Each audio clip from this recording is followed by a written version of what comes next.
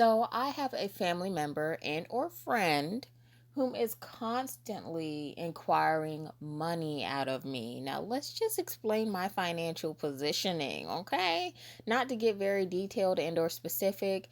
I'm a college student, okay? And I have yet to complete the various milestones that one aspires when they pursue college academia. So I still have a long ways to go. I finance a lot of my leisures and or necessities. So when it comes down to groceries, when it comes down to gas, when it comes down to paying for my tuition, when it comes down to unexpected expenses such as dental expenses, such as the expenses that I have with my ophthalmologist, me being partially visually impaired.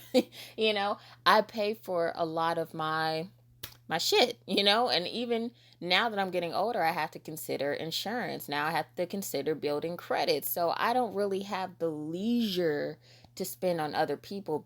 But because I am financially responsible and I always put money to the side and I developed a savings as well as sustaining my checkings, I can afford every now and again to help somebody out. And I think because of my positioning with this person, them having this perception of my family, furthermore having this perception of myself, they view me as being well to do. Like sometimes friends and or family members will have this perception of you based on what they know, and that is absolutely expected, for the lack of better wording or phrasing. Like if I can only see what I have seen, my perception will only be what I've saw. So, I'm not bashing that person for viewing me in the way that they do. But nonetheless, everybody has their own struggles. Everybody has their own adversities that they're dealt with. So, because this individual is having domestic issues, I was willing to help this person out. We all have our own adversity, and I'm willing to give when someone is in need. And given the various times where this person would ask me for money, it seemed like, okay, this is a moment to assist. You're asking me for money because you don't have something to eat. And understanding the domestic instability, it's like, yeah, you wouldn't have anything to eat. And then the next question was, just other stuff. And after a point in time, it's like you're asking me different questions, but you're still asking me of the same quantitative value. That shit adds up. And for me personally, when I give money, I always have this mentality like I'm not gonna get it back. It's like once it's out your hand, it's not yours anymore, basically.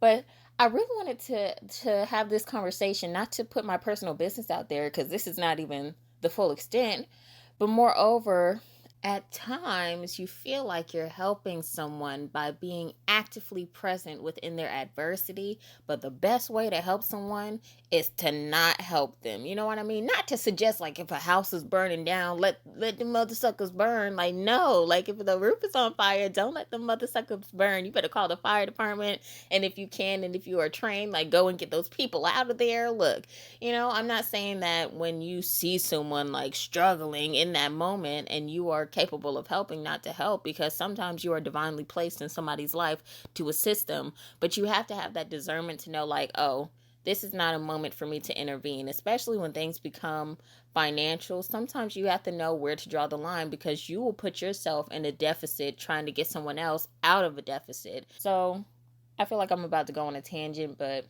moreover, it's just like to anybody that is dealing with somebody, or anyone that is dealing with an adversity, understand that if it's yours to experience, it's yours to experience. Because I had to realize for myself, if I keep on helping this family friend and or I didn't say that right. If I keep on helping this family member and or friend, I'm going to absolve the lesson that is to be learned on their behalf. You know what I mean? Like, if I keep on giving this person money, if I keep on giving this person the financial leisure, are they ever going to learn how to budget?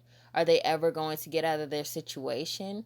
Are they ever going to really reap the benefit of this experience? Because to every drought, or however you want to say, there is a possibility of a fruitful harvest. You just got to be willing to receive it. Your issues will continue even if you get yourself out of this situation, if you don't learn the lesson that you need to learn initially. So sometimes you can't prevent people, or all the times, you should not prevent people from learning and or receiving their lesson. Because sometimes, especially assessing the situation that I'm within, because of the distance, because we may not be in the same state, the same district, the same county, it's difficult attempting to assist someone, or you're more liable to assist that person in a tense of enablance, because it's like, I'm not there to visibly see what you're going through. So I don't ever want to doubt your situation, and furthermore place you within a deficit, for the lack of better wording or phrasing. Like, I don't want to have doubts or yield myself in inhibitions or hold myself in inhibitions, and you out here on your ass because I didn't help you. But at the same time, if I didn't help you and you're on your ass, it's really like, baby, this is your time to hustle and bustle and get it together. Because everybody has their on their ass moments, whether they were working strategically and did everything that they can do. Some people's story will humble them to where they have to be on their ass to get up on their feet, So, yeah.